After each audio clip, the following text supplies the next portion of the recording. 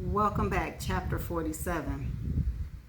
From the moment Vanessa came to the door when Gil picked her up for their regular outing, Gil had the uncomfortable feeling that something troubled his daughter. When Vanessa smiled, it appeared genuine, but when she wasn't smiling, a distressed expression flashed across her features. Irene. She was snapped out of it only after he brought it to her attention. Vanessa, he said for the fifth time that afternoon, you know that if something is bothering you, you can always tell me about it. I know, Poppy. You've been awful quiet all afternoon. Didn't you like the movie? It wasn't as funny as I thought it would be. Gil thoughtfully nodded, then pretended to concentrate on the menu.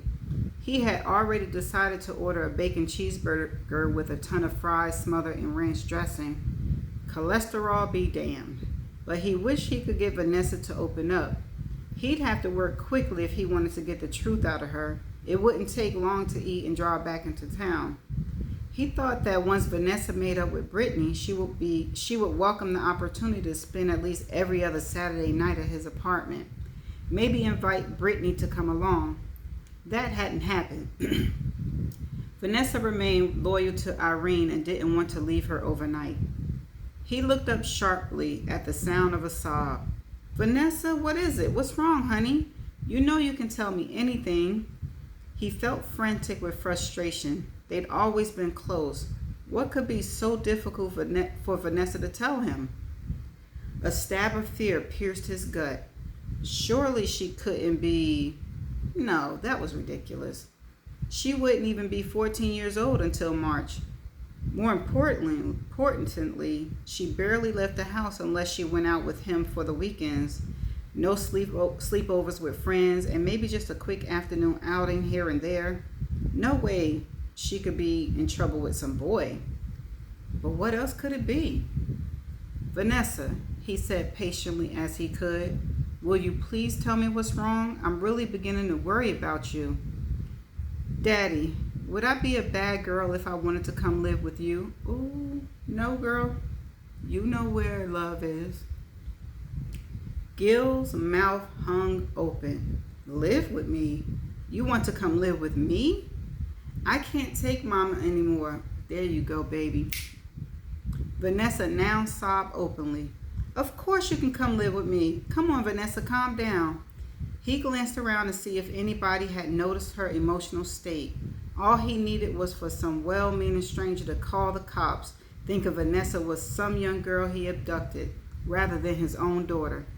But it might take some time. You see, when your mother and I divorced, the judge gave her custody of you, and I only got visitation rights. To change that, I have to hire an attorney and get a court date. Then you'll have to tell the judge in your own words why you'd rather live with me. That sounds like it's going to take a long time. At least she has stopped crying. It shouldn't take that long, and you can always come to my house whenever you want. I rented a 2-bedroom apartment so you would have a room of your own when you visited. But Vanessa, I have to ask, what made you change your mind? What has your mother done? All she does is talk all the time about what a terrible person Miss Dana is to destroy our family the way she did. She says that Miss Dana had her eye on you the minute her husband died, and that she schemed and schemed until she got you. That's not true, Vanessa. None of it is true. Dana didn't destroy our family. Your mother and I were divorced long before Dana and I became involved with each other, and Dana never said or did anything inappropriate. I made the first move and asked her out after you and I and Brittany came back from New Orleans last year. Do you remember? Yes, she sniffled. Mama also said that Miss Dana is a terrible mother to make her daughter so unhappy when all she had to do was stop seeing you. Damn, Irene. But it be women out there and men like that. Let me ask you, Vanessa. If I had stopped seeing Dana after you cut off your friendship with Brittany, would you have gone right back to being her friend?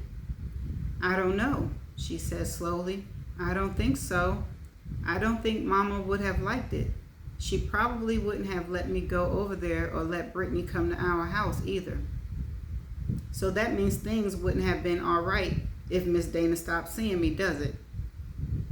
No. They paused a moment to give the waitress their order. Listen to me, Vanessa. Gil said after the woman left their table, I don't want to criticize your mother to you. He paused to consider the irony, since Irene clearly had no problem doing just that when it came to him. That's smart because she don't need it from both sides. She needs somebody on her side. But let me say this. She has a very controlling nature. She tried to make a puppet out of me, and when I wouldn't go along, she tried to make my life miserable. You remember all those arguments we used to have before I moved out? At Vanessa nod, he continued, I hated to leave you, Princess, but I didn't have much choice. I knew your mother would insist on full custody of you. He didn't say that Irene's motives for this were purely to get back at him. But that wasn't enough, he continued. Your mother went after Dana when she found out I was seeing her. What did Mama do to Miss Dana? Now, you don't have to tell her that. Oops, he hadn't meant to say that. Exactly. Vanessa didn't need to know Irene's involvement in the vandalism of Dana's mailbox and her car any more than Brittany needed to know about it. Exactly. What I meant was she tried to create trouble for Dana by getting you to cut off your friendship with Brittany. Vanessa, you have to promise me that you'll always have a life of your own, because I see her trying to control you as well. You'll only be a teenager once in your life. Have fun. Enjoy the friends you have now, and don't be afraid to make new ones. Don't sit home and devote your whole life to your mother. Great advice. But she never sees anyone or goes anywhere except to her parents. Vanessa, we all make choices in our lives. Your mother decided she didn't need anyone else but her family, you and I. No friends, no outside interests. But what she doesn't realize is that her personality is so overbearing that she drives people away from her without realizing it. In her mind, she's trying to hold on to you because you're all she has left. Poppy, I want to come live with you now. Do I really have to wait until we see the judge? That sounds like it might take weeks. He thought for a moment. The only way you can come stay with me would be if your mother signed a notarized statement giving consent. What's notarized? That means her signature is witnessed by a notary public. A notary is someone who swears the signature came from the actual person and wasn't forged by someone else. Custody is a very serious issue. Vanessa, I just can't take you home with me. I can be arrested in jail for doing that. I wouldn't want that to happen, Poppy. Vanessa tried to sound brave. Me neither. Tell you what, we'll talk to your mother when I bring you home. But you do realize that staying with me means you'll have to change schools. I don't care. I just can't stand Mama's harping about you and Miss Dana all the time. Vanessa, don't worry. It'll be all right. Gil wished he felt as confident as he sounded. Ooh, that's the end of chapter 47. This one was a bit deep and a bit close to home. The things parents who don't know how to let go and move on do to their children is terrible, and it's a good thing that Gil is talking to Vanessa and they have that open communication where she's comfortable enough to talk to him about stuff. And I'm glad that she have her own mind. It's glad to see that she have her own mind when it comes to her mother, because if she didn't, she wouldn't express to her father how she can't take it anymore. She would just deal with it because she's her mom. And for her to know that is a step in the right direction of her not being corrupted for the rest of her life. And thinking, or her attitude or her thought patterns turn bad towards Gil and thinking he is the bad person. And I'm glad he was able to tell her the truth. I thought he was gonna slip up.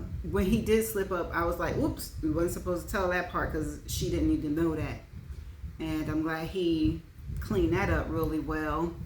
And I don't know what Irene gonna do. He said they gonna talk when he drop her off. I don't know. Sometimes they say try to talk it out, try to work it out, but Irene is unstable. And when you're dealing with an unstable person, sometimes it's best to move in silence.